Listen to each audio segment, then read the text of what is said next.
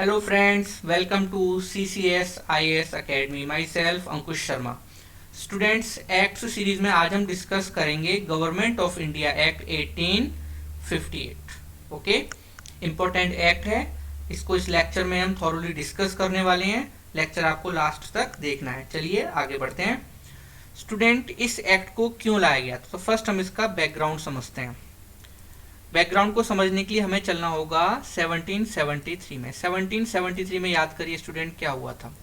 1773 में first time company को, east India company को रेगुलेट कर दिया गया था अंडर रेगुलेटिंग एक्ट। ये एक्ट मैंने डिस्कस किया हुआ है। अगर आप बिगिनर हैं, अभी स्टार्ट किया है आपने ये देखना, तो रेगुलेटिंग एक्ट को फर्स्ट टाइम आपको ये देखना होगा। पहले रेगुलेटिंग एक्ट को आपको समझना होगा।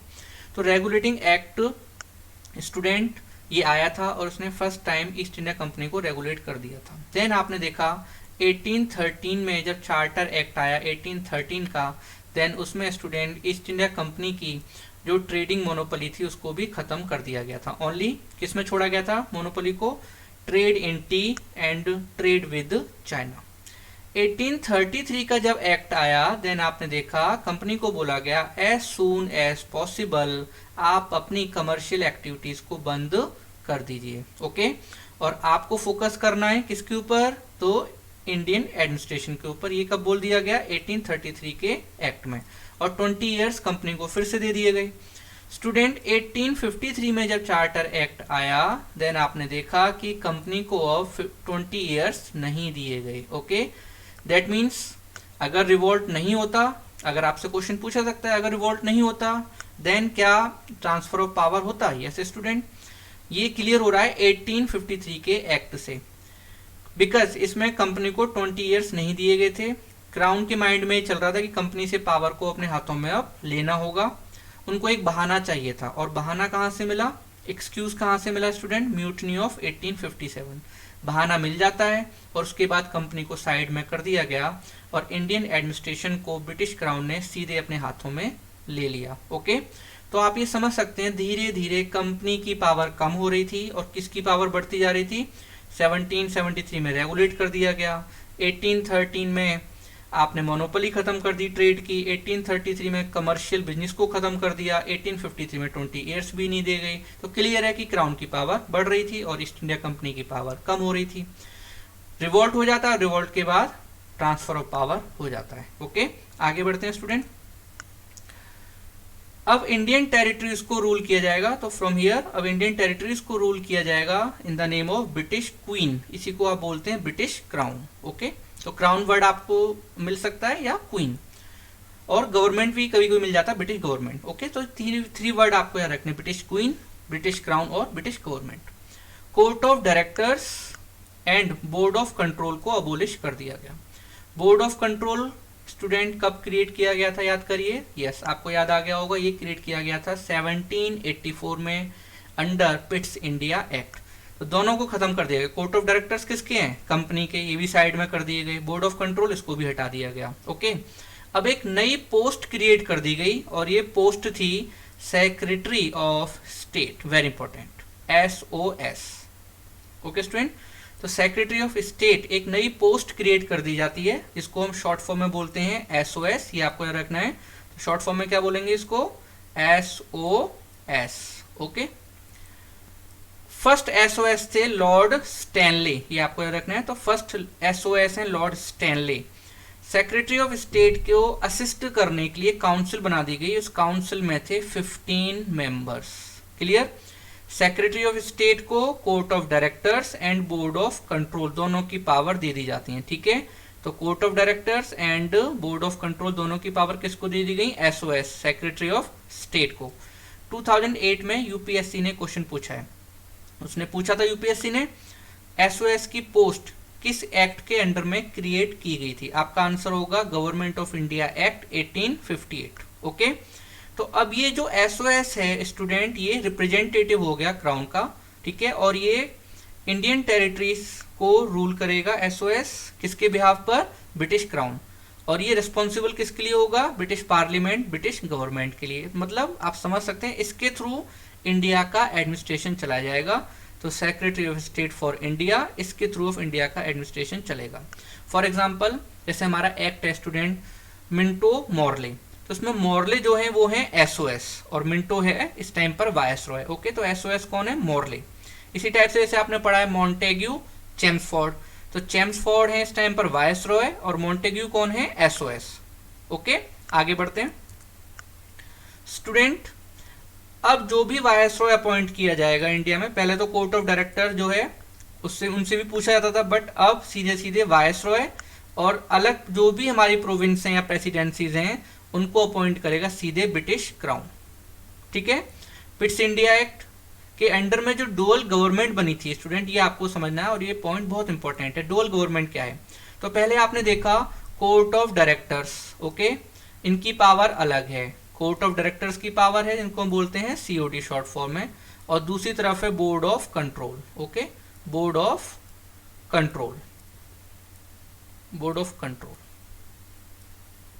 तो ये दो पावर थी पहले लंदन में, अब दोनों को आपने देखा अबोलिश कर दिया गया, बोर्ड ऑफ कंट्रोल को भी हटा दिया गया और कोर्ट ऑफ डायरेक्टर्स को भी हटा दिया गया। दोनों की पावर किसको दे दी गई? एसओएस को। तो दोनों की पावर दे दी जाती है एसओएस को। ओके, तो ये देखिए स्टूडेंट, ये डबल गवर्नमेंट खत्म हो चुकी है, डुअल गवर्नमेंट खत्म हो चुकी है। अब केवल कौन है? एसओएस। कोर्ट ऑफ डायरेक्टर्स अलग नहीं है, बोर्ड ऑफ कंट्रोल ये अलग नहीं है। अब दोनों की पावर किसके पास है? एसओएस। एसओएस आगे किसको अपॉइंट कर देगा इंडिया में? वायसरॉय को, या इसी को हम बोलते हैं गवर्नर ऑफ इंडिया। ओके, तो इसलिए डबल गवर्नमेंट जो पिट्स इंडिया एक्ट के अंडर में क्रिएट की गई थी उसको यहाँ पर अबोलिश कर दिया गया। Doctrine of lapse introduced by Dalhousie, इसको भी स्टूडेंट अबोलिश कर दिया गया कि अब आगे से हम डॉक्ट्राइन ऑफ लैप्स को यूज नहीं करेंगे। ओके, दैट मीन्स जो हमारे इंडियन रूलर्स थे, अभी भी बहुत सारी ऐसी स्टेट थी, छोटी छोटी स्टेट थी स्टूडेंट्स, स्मॉल स्टेट्स, इसको अभी तक डायरेक्ट कंट्रोल में नहीं लाया था ब्रिटिश क्राउन। ओके, तो इधर अब जो हमारी छोटी छोटी स्मॉल स्टेट्स हैं वहां पर हमारे प्रिंसली रूलर्स रूल करते रहेंगे। ये स्टेट्स हैं अबाउट 562 स्टूडेंट। ओके, तो आपको ये रखना है अब यहाँ पर हमारे रूलर्स रूल करेंगे। दूसरी तरफ कुछ ऐसी इंडिया में टेरिटरीज हैं जहां पर सीधे ब्रिटिश गवर्नमेंट का कंट्रोल है, और कुछ ऐसी टेरिटरीज हैं स्टूडेंट जहां पर सीधे सेंट्रल गवर्नमेंट का कंट्रोल है। इसको आपको समझना होगा, दोनों में डिफरेंस क्या है। तो ऐसी टेरिटरी स्टूडेंट जहां पर हमारे रूलर्स रूल कर रहे हैं इनको हम बोलते हैं प्रिंसली स्टेट्स। ओके, तो फर्स्ट टाइप की टेरिटरीज क्या हो गई? Princely states. इधर हमारे अभी रूलर्स रूल कर रहे हैं। कितनी है? अबाउट 562। ओके, अभी ऐसा क्यों हुआ? बिकॉज स्टूडेंट डलहौजी जो था वो सारे एरियाज को अपने कंट्रोल में नहीं कर पाया, तो अभी भी अबाउट 562 प्रिंसली स्टेट्स हैं जो सीधे सीधे क्राउन के कंट्रोल में नहीं थी। यहाँ पर हमारे रूलर्स रूल कर रहे हैं, बट इन रूलर्स को क्लियर कर दिया गया था कि सुप्रीम पावर कौन है इंडिया में? British crown. ये भी इनको क्लियर कर दिया गया है। सेकेंड टाइप की टेरिटरी स्टूडेंट जहां पर आप देखेंगे सीधे सीधे ब्रिटिश गवर्नमेंट का कंट्रोल है। ठीक है, इनको आप क्या बोलेंगे? तो इन टेरिटरीज से मिलाकर क्या बना दी जाएंगी? प्रोविंसेस, और प्रोविंसेस में गवर्नर अपॉइंट कर दिया जाएगा। तो अलग अलग प्रोविंसेस क्रिएट कर दी जाएंगी। ओके, सॉरी, अलग अलग प्रोविंसेस क्रिएट कर दी जाएंगी और यहाँ पर गवर्नर अपॉइंट किया जाएगा। उसके बाद स्टूडेंट थर्ड टाइप की टेरिटरीज हैं चीफ कमिश्नरीज, लाइक प्रेजेंट में इनको हम बोलते हैं यूटी। ओके, तो चीफ कमिश्नरीज प्रेजेंट में क्या बोलते हैं? यूटी। इधर सीधे सेंट्रल गवर्नमेंट का कंट्रोल होगा। और ये जो प्रोविंसेस हैं यहाँ पर जो गवर्नर हैं ये भी किसके कंट्रोल में होंगे? Central government. बट डिफरेंस क्या है दोनों में स्टूडेंट? तो जो डिफरेंस यूटी और स्टेट में होता है वही डिफरेंस चीफ कमिश्नरी और उस टाइम पर प्रोविंसेस में होगा। तो इस टाइप की 3 टाइप की टेरिटरीज हमारी रहेंगी। ओके स्टूडेंट, आगे बढ़ते हैं। Indian civil services, yes, Indian civil services को फिर से रिकॉन्स्टिट्यूट किया जाएगा। अब जो रूल्स एंड रेगुलेशन बनाएगा इंडियन सिविल सर्विसेज के लिए, ठीक है, ये होगा एसओएस। अभी जो स्कीम रेडी की थी वो किसने की थी? मैकॉले कमेटी ने, बट अभी इसकी पावर किसको दे दी गई है स्टूडेंट? एसओएस। अभी भी जो एग्जाम है वो लंदन में ही होगा, सिलेबस जो होगा वो भी स्टूडेंट अकॉर्डिंग टू यूरोपियंस होगा, उनको सूट करेगा। और अब इसके लिए रूल्स एंड रेगुलेशन बनाएगा एसओएस। ओके, बट इंडियंस भी इस एग्जाम को स्टूडेंट क्लियर करने लगेंगे। और आप देखेंगे 1863 में, तो रिवॉल्ट के बाद 1863 में हमारे एक इंडियन है, इनका नाम है सत्येंद्र नाथ टैगोर, ये ब्रदर हैं रविन्द्रनाथ टैगोर के, इन्होंने आईसीएस एग्जाम को क्लियर कर दिया। बट साथ में हमारी डिमांड ये भी आती रहेगी कि भाई आप जो एग्जाम करा रहे हैं कहाँ कंडक्ट कराते हैं, लंदन में, उसको इंडिया में भी कंडक्ट कराइए। तो स्टूडेंट ये था गवर्नमेंट ऑफ इंडिया एक्ट 1858। सारे एक्ट्स को आपको अच्छे से समझना है, ओके। एक सीक्वेंस इसका समझना होगा आपको, साथ में आपको फोकस करना है जो वायसरॉय की एग्जेक्टिव काउंसिल है उसमें जो नंबर्स हैं वो कैसे चेंज हो रहे हैं, उसके ऊपर भी आपको फोकस करना है। आगे हम नेक्स्ट जो हमारा लेक्चर आएगा उसमें हम डिस्कस करेंगे 1861 का act. Okay student, okay, good day, thank you.